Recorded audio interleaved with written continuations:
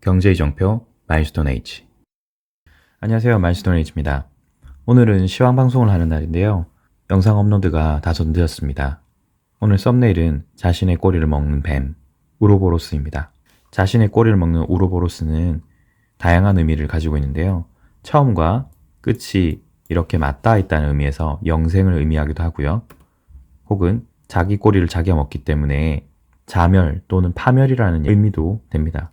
여러 의미가 있겠지만 오늘 제가 말씀드리고 싶은 건 후자 쪽 의미인 것 같아요. 자기 자신을 먹어치우기 때문에 자멸한다, 파멸한다 라는 뜻의 우로보로스의 의미를 새겨보는 의미로 오늘 영상을 제작했습니다. 시황 분석 이전에 영상 하나 보시도록 하시죠. 러시아와 우크라이나의 전쟁이 길어지면서 전 세계 곳곳에 경제적인 타격을 가하고 있죠. 남아메리카 페루에서, 인도 뉴델리에서, 또 이라크 바그다드에서 여러 도시들이 지금 시위로 몸살을 겪고 있는데요. 기름값에 곡물 가격까지 올라서 더 이상 살 수가 없다는 겁니다. 신정영 기자가 전해드리겠습니다. 남아메리카 페루의 도심, 거리에 화염병이 날아들고 방패 뒤에 몸을 가린 경찰을 시민들이 몽둥이로 공격합니다. 경찰은 공포탄을 쏘며 맞섭니다. 비싼 물가에 항의하는 시민들 시위가 이어지자 정부는 통행 금지령까지 내렸습니다.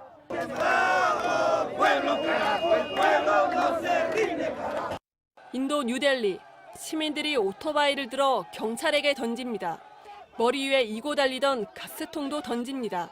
폭등한 연료값에 오토바이도 가스통도 고철 덩어리가 됐다는 항의 집회입니다. 이라크 바그다드도 물가 항의 시위로 몸살을 앓고 있습니다.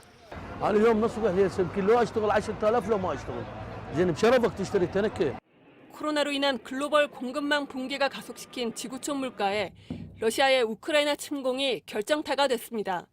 에너지 부국인 러시아와 밀과 옥수수 등 세계적 곡창지대인 우크라이나의 전쟁으로 공급이 막히면서 올 들어 국제유가는 28%가 올랐고 밀 선물 가격도 37%가 뛰었습니다. It will have global context impact beyond anything we've seen since World War II. 우크라이나산 곡물 의존도가 80%가 넘는 이집트와 레바논에서는 빵값이 2배 가까이 오르며 정치적 긴장감까지 높아지고 있습니다. 지난 2011년 중동과 북아프리카 국가에서의 정권 교체도 식량 가격 폭등이 원인이 된 아랍의 봄 시위로 촉발됐습니다. 이미 비싼 연료값을 감당하지 못해 단전이 되고 있는 스리랑카에서는 대통령을 갈아치우자는 구호가 등장했습니다.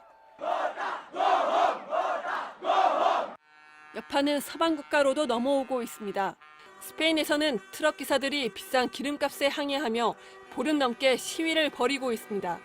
독일에선 마트 진열대에서 밀가루와 해바라기 씨유가 사라졌습니다. MBC 뉴스 신정연입니다.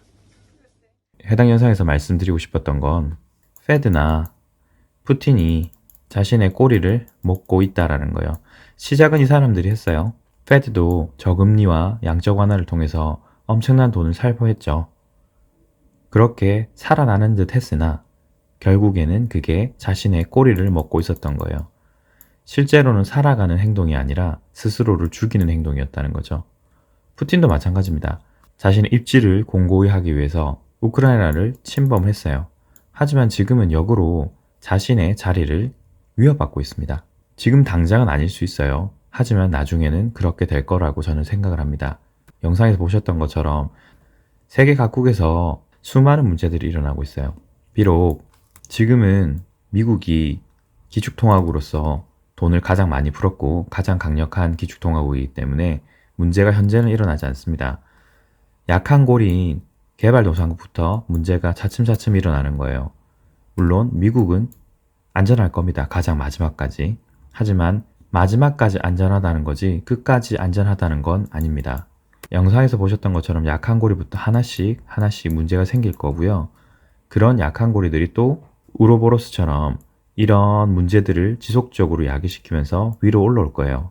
그 와중에 러시아가 있을 것이고요. 우리나라도 있을 겁니다. 그러면서 다시 이렇게 올라오면서 결국에는 미국에 영향을 미칠 거예요.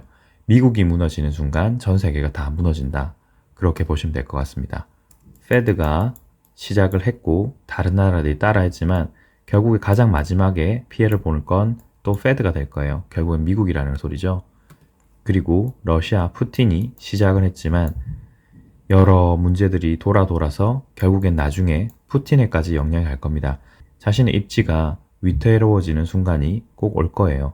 자신이 위태로워지면 또 어떤 행동을 할지 모르죠. 그게 사람이니까요.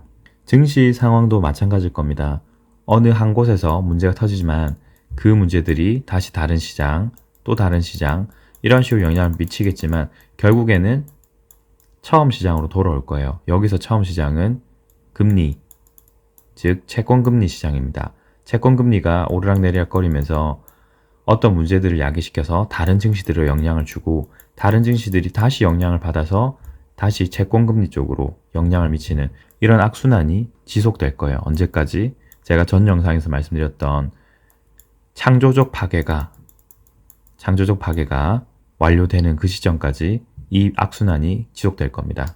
제 모든 영상에 말씀드렸지만 지속적으로 준비하셔야 되고요. 현재는 약한 고리가 터졌을 뿐 어떤 식으로 이 파급 효과가 지속이 되고 악순환이 지속되면서 우리나라와 결국에는 미국까지 언제 영향을 미칠지 모릅니다. 준비하시고요. 꼭 대비하셨으면 좋겠습니다. 자, 이제 시황방송을 시작해 보도록 하겠습니다. 처음은 언제나처럼 장단기 금리차입니다. 현재 파동이 예상했던 이쪽 파동이 아니죠. 그러다 보니까 파동은 이런 식으로 변경이 되었습니다. 3, 그리고 5파로 내려오고 이런 식으로 큰 파동을 현재 그렸다. 그리고 여기서 다시 올라가는 파동을 그릴 것이다. 올라가는 파동이니까 장기적으로 5파동 형태를 그리면서 올라갈 겁니다.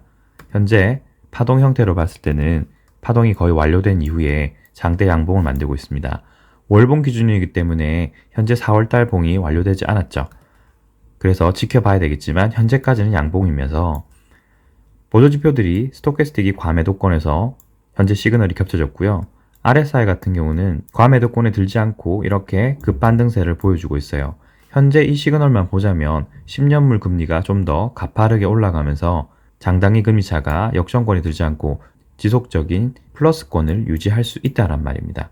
자, 그러면 제가 말씀드렸듯이 현재 이 장단기 금리차 같은 경우는 미국 국채의 10년물, 2년물의 장단기 금리차이기 때문에 미국 기준으로 봤을 때는 올라가서 어느 정도의 정점, 기존 같은 경우는 2.26 또는 2.23 정도쯤에서 미국 시장에서 경기 침체가 극에 달하고 증시가 폭락을 하는 시점이 시작됐던 게 이 두 포인트였어요. 역사적으로 그랬다는 거죠. 여기 보시는 것처럼 대부분 이 두 구간 안에서 문제가 됐었습니다. 그러면 아직까지 미국은 시간이 많이 남았다라고 볼 수 있을지 모르겠는데 말씀드렸지만 경기 침체가 시작되는 그 순간부터 어느 나라든지 문제가 될 수 있습니다.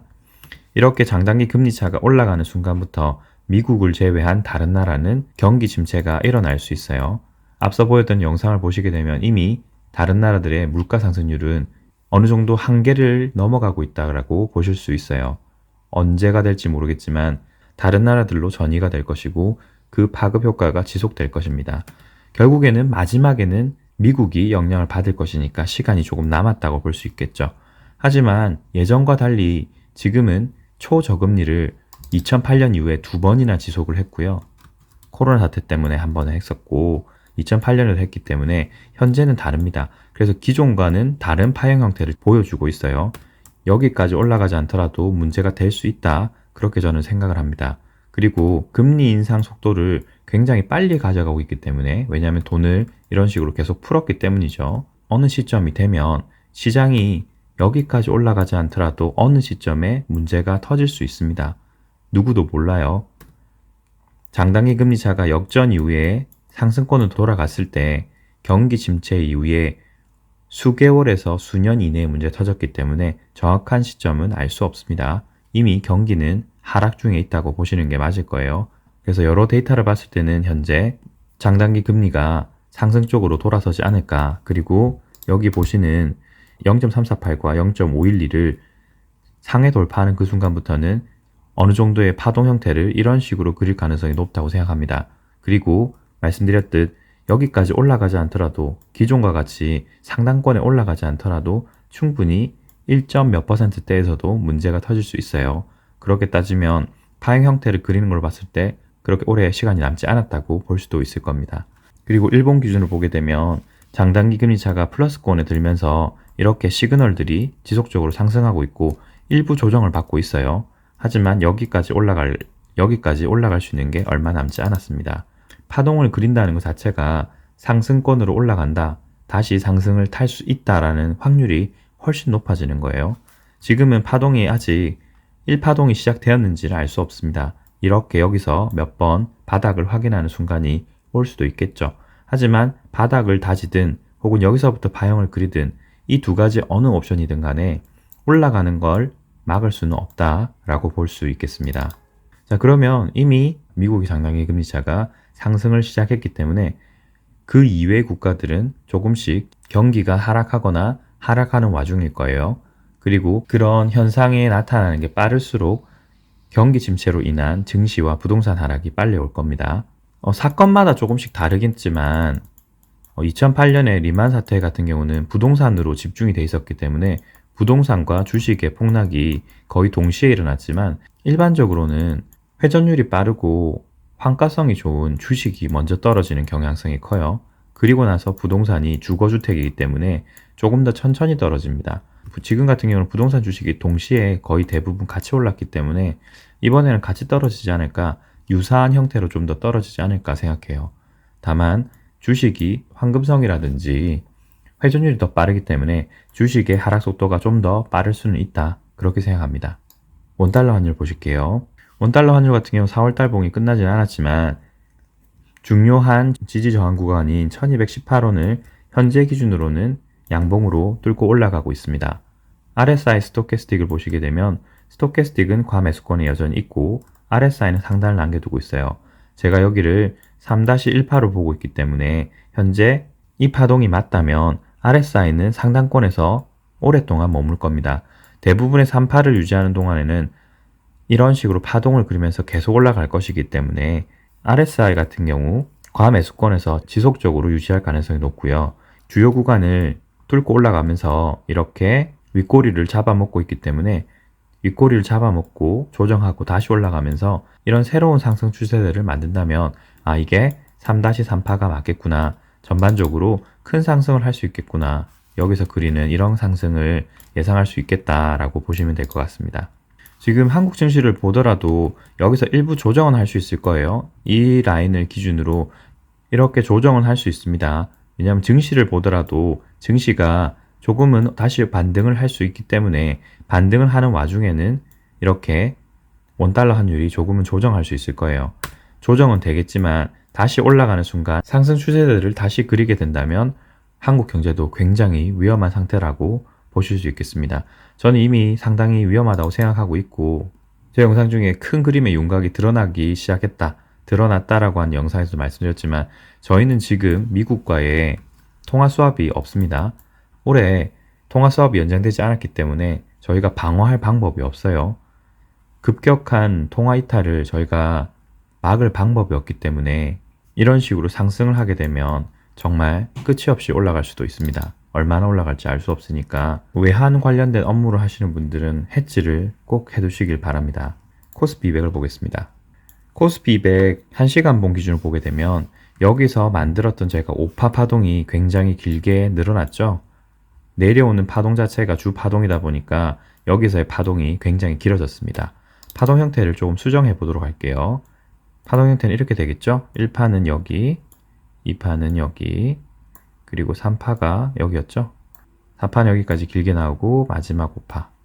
그러면 여기 있던 A, B, C 파동의 파동 형태가 특히 C파가 이렇게 길게 나왔다고 봐야 되겠죠. 그러면 일본 기준으로 봤을 때는 여전히 현재 파동이 저는 3-1파이다. 이제 3-1파가 거의 끝나가고 있다. 마지막 파동 여기죠. 여기서 보게 되면 4파동이 완료되고 마지막에 5파동이 지금 진행 중이에요.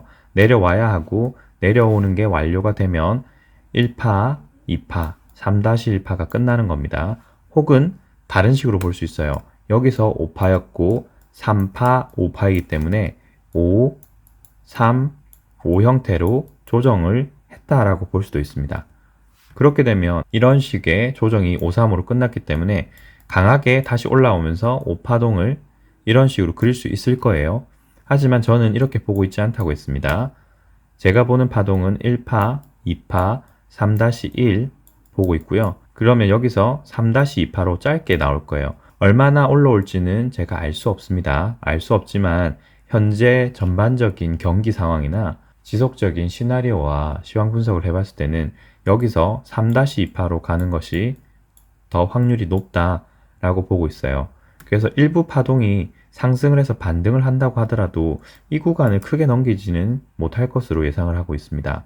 그런 파동을 보고 있다 보니까 현재 여기서 매집했던 인버스 같은 경우는 금일까지 저는 20% 정도의 수익을 내고 있어요. 대략적인 기간을 보자면 68봉 정도가 되겠네요. 대략 석 달 정도 시간 동안에 20%의 수익을 내고 있습니다. 나쁘지 않은 거죠. 하지만 여기서 제가 말씀드리고 싶은 건 두 가지가 있습니다. 첫 번째는 어쨌든 파동을 그리고 있기 때문에 내려오는 마지막 파동을 그리고 반등을 할 것인데 이 반등이 제가 생각하는 3-2파가 맞다면 그럴 경우에만 해당되는 겁니다. 저 같은 경우는 여기서 한번 매도를 한 이후에 올라가는 폭을 보면서 다시 재매수하는 이런 형태로 매매를 해볼 수 있을 것 같아요. 제 기준입니다. 여러분이 인버스를 구매하셨는지도 모르겠고 매매 수준이 어느 정도인지는 저는 몰라요. 하지만 제가 보는 이 파동이 맞다면 저는 여기서 일부 매도 그리고 여기서 다시 잡아서 비중을 좀 조절하고 일부 수익을 실현을 할 겁니다. 일부 수익 실현, 재매수를 하면서 평균 단가는 조금 더 올라갈지 모르겠지만 수익을 실현한 만큼 다시 매수를 할 수 있기 때문에 썩 나쁘지 않은 판단이에요. 그리고 여기서 나오는 비중을 그렇게 크게 하지 않을 겁니다. 30%에서 40% 수준 정도만 매도를 할 생각은 있어요. 상황을 보면서 진행할 거고 그 상황이라고 하는 것은 파형과 다른 시황 분석을 같이 보면서 할 겁니다. 자, 어쨌든 여기가 현재 파동이 내려오고 있는데 얼마나 더 내려올 수 있을지는 모르겠어요. 이론상으로는 기존 저점을 깨고 내려와야 됩니다. 기존 저점과 유사하거나 기존 저점보다는 아래에 와야지만 5파 파동이 완료가 될 거예요. 그러면 대략적인 파동의 길이는 346 이하로는 내려와야 된다. 혹은 그 근처까지 와야지만 이 파동이 끝났다고 할 수 있을 것이다. 스토캐스틱과 RSI를 보게 되면 스토캐스틱은 아직 과매도권에 들어오지 않았고요. 시그널도 펼쳐진 상태라서 모여질 때까지는 조금 더 시간이 걸릴 것 같아요. RSI 같은 경우는 조금 버티는 모습을 보이는데 하단을 남겨놓고 있기 때문에 더 내려올 수 있어요. 그러면 현재 여기서 왜 버티느냐? 여기 보시는 것처럼 내려오면서 한번 갭을 또 만들었고 여기서 또 갭을 만들었죠. 이 파동 형태가 현재 1파, 2파, 3파일 거예요. 그런데 여기서 나오는 파동이 5파가 맞다면 3파동이 연장으로 나올 수 있을 겁니다. 그리고 여기에 있는 중간에 있는 갭 구간을 내려오면서 또 다른 갭을 만들었기 때문에 여기서 연장 형태의 파동이 내려올 수 있어요. 그리고 지지하는 구간이 아래쪽 하단에 있는 또 다른 갭이죠. 그래서 여기를 테스트하고 상단도 테스트하면서 어느 정도 파형을 그리면서 연장의 가능성을 만들어 볼 수 있을 것 같다입니다. 그리고 현재 이 구간 같은 경우는 과매도권에 많이 내려왔어요. 그래서 일부 반등을 해서 여기 갭을 한 번 더 메우러 갈 수도 있습니다. 여기 있는 갭을 말하는 거예요.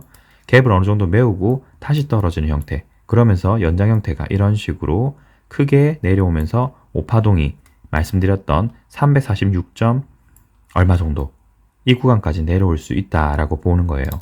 그러면 실제로 저 같은 경우는 말씀드렸듯 346에서 347 정도까지 내려오는 파형 형태를 보면서 일부 매도 올라가는 형태를 보면서 이쯤 전후로 해서 다시 매수하는 형태 그런 형태를 좀 보여줄 겁니다. 물론 현재 여기까지는 시나리오예요. 왜냐하면 여기서 어떤 파형 형태를 보여줄지를 알 수 없기 때문입니다. 파형 형태에 따라서 제가 추가 매수를 하는 금액대와 비중을 다시 조절할 거예요. 이런 식으로 매매가 익숙하신 분들은 시도를 해보면서 수익도 내고 단기적으로 수익도 내면서 좀 더 안정적인 형태로 갈 수 있다는 겁니다. 물론 저는 이걸 모든 분들에게 추천드리지 않습니다. 저는 단타를 좋아하지 않아요. 그래서 아무 걱정 없이 그냥 놔두고 싶으신 분들은 놔두시면 됩니다. 그리고 월봉 기준을 보게 되면 저는 다시 한번 말씀드리지만 중립론자예요. 시장이 위로 가면 위로 가는 걸 먹는 거고요. 아래로 가면 아래로 가는 걸 먹는 겁니다. 현재는 이런 파동 형태를 먼저 예상을 하고 분석을 통해서 그려뒀기 때문에 여기서는 장기적으로 투자를 해볼 수 있습니다. 인버스 상품에요. 하지만 여러분이 간과하시면 안 될 것이 있어요. 인버스는 제화물이 많이 떨어져서 그것도 2배수라고 하더라도 저희가 곧버스라고 하는 2배수 인버스를 한다고 하더라도 시장이 50%가 떨어져야지 곱하기 2배수를 해서 저희가 먹을 수 있는 최대 퍼센테이지는 기껏 해봐야 100%밖에 안 돼요. 하지만 여러분 여기 보십시오. 상승하는 구간은 기간도 8로 길고 하락은 2로 짧아요. 하지만 올라가는 걸 보십시오. 여기서 만약에 98년에 저점에서 잡았다. 그리고 2021년 7월까지를 갔다. 몇 퍼센트입니까 이게? 이 퍼센테이지를 보세요. 1500%입니다. 15배예요. 100%와 1500% 어느 쪽이 더 나은 투자일까요? 시간을 가지고 올바른 선택만 한다면 이렇게 장기간 동안에 충분히 많은 돈을 벌 수가 있어요. 인버스로 돈을 벌겠다, 큰 돈을 벌겠다고 생각하는 건 옳은 판단이 아니다라고 말씀드리는 거예요. 그러면 왜 마일스톤은 인버스를 얘기를 하느냐? 그건 해지용입니다.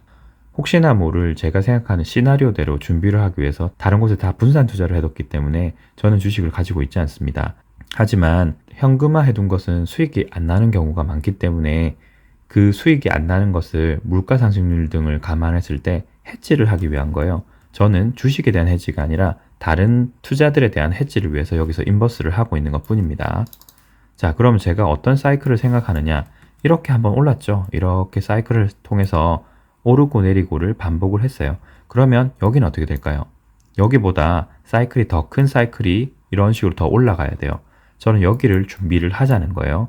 그래서 제가 수업을 하려고 할 때도 주식 관련된 내용에 장기 투자 관련된 내용과 장기 투자를 하기 위해서 어떤 주식을 담아야 될지 그런 것들을 고민을 해서 제가 지금까지 영상을 올린 겁니다. 제가 올려둔 영상들을 잘 보시면 이스터 에그가 있다고 말씀드렸고 그 이스터 에그를 잘 조합을 해보면 여기서 나올 만한 이 구간에 정말 많이 크게 상승할 만한 10배나 20배 그 이상도 올라갈 수 있는 주식과 산업군이 있어요. 그것 때문에 여러분들에게 영상을 처음부터 끝까지 다 보셔라.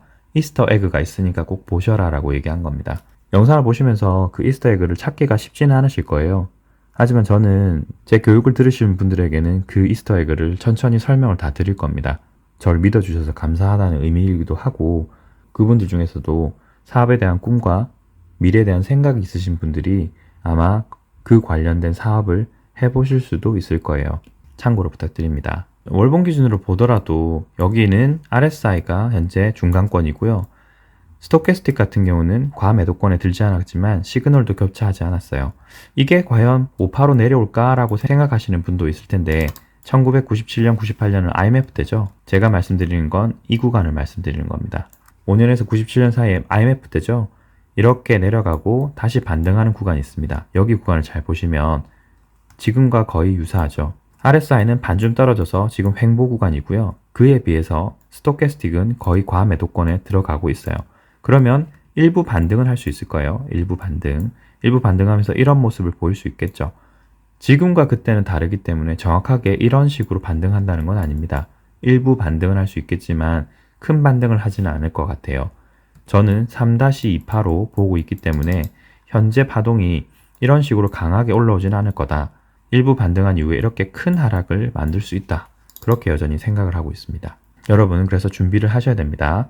어떤 포지션에 어떤 비중을 들고 계신지 모르기 때문에 제 시나리오 봤을 때는 준비를 하시는 게 맞다. 마지막으로 보실 것은 나스닥입니다. 나스닥은 자세한 시황 분석을 하지 않을 거예요. 제가 몇 차례 말씀드렸지만 여러분들이 지금까지 배운 걸 가지고 해보셔야 돼요. 간단하게만 분석하겠습니다. 현재 월봉이 4월달이 완료되진 않았지만 봉 형태를 보자면요. 이렇게 도치 형태를 만든 이후에 큰 장대 음봉을 만들었어요. 물론 아래 꼬리를 달고 조금 더 상승을 했지만 여전히 음봉을 만들고 있고 지난달에 양봉을 만들어서 어쨌든 2월달에 음봉을 거의 극복을 했지만 여전히 1월달에 만들었던 이 장대 음봉을 반 이상도 극복을 하지 못하고 있어요. 여전히 하락 추세가 맞다라는 거예요. 그리고 4월달에 만들고 있는 현재 봉은 3월달에 만들었던 봉의 중심선을 아직 넘지 못하고 있습니다. 즉 여전히 하락 중인데 하락의 강도가 훨씬 더 강하다라고 볼 수 있고요. 지금 가장 중요하게 제가 보고 있는 14,690.77을 전후로 해서 이렇게 봉이 움직이고 있다. 그렇게 보시면 될 것 같아요. 그만큼 이 수치가 굉장히 중요하다고 생각하고 있습니다. 일본 기준에 보시게 되면 파형 형태는 여러분이 한번 고민을 해보십시오. 그리고 제가 말씀드리고 싶은 건 241선 이렇게 까만색을 보이시게 되면 241 기준으로 조금 넘었다가 횡보를 하다가 떨어졌습니다. 그리고 여기 이 구간에 갭을 만들었어요. 그런데 아이러니하게도 갭을 만든 구간이 14,690.77입니다. 그러면 이 구간 어딘가를 또 테스트 하겠죠. 그리고 RSI 스토캐스틱을 보시게 되면 스토캐스틱은 강하게 아래쪽으로 시그널을 분산시키면서 크게 내려오고 있고요. 그에 비해서 RSI는 많이 떨어지지 않았습니다. 즉, 이 상태로 보자면 시그널이 조금 일치하지 않기 때문에 여기서 횡보하거나 여기서 수싸움을 좀 해볼 수 있어요. 완벽한 파동이 나오지 않을 수 있다라고 생각을 합니다. 다만 지금까지 보고 있는 모든 파동 형태가 맞다면, 저희가 보고 있는 시나리오가 맞다면 5파 하락 이후 반등인데, 반등 형태가 5파로 나왔기 때문에 5, 이런 식으로 3, 그리고 다시 5파 이런 식으로 올라갈 수 있다고 말씀드렸으니까 파동 형태가 그런 식으로 나오는지를 보시고요. 만약에 이 파동 형태가 535 형태로 나와서 이 구간 정도까지 올라가게 된다면 파행 형태를 보시고 반등 시 매도를 할지 혹은 여기서 전략을 바꾸셔서 인버스 매매를 해보실지를 고민을 해보셔야 될 것 같습니다. 지금까지 많은 시황들을 말씀드렸고 오늘은 그 마무리라고 보시면 될 것 같아요. 내일 교육을 들으실 분들에 대한 마지막 영상을 올릴 것이고요. 그 영상에서 이 채널을 향후에 어떻게 운영할지에 대한 것도 말씀을 함께 드리도록 하겠습니다. 오늘 영상은 여기까지고요. 시청해주셔서 감사합니다. 이상 마일스톤 H였습니다. 감사합니다.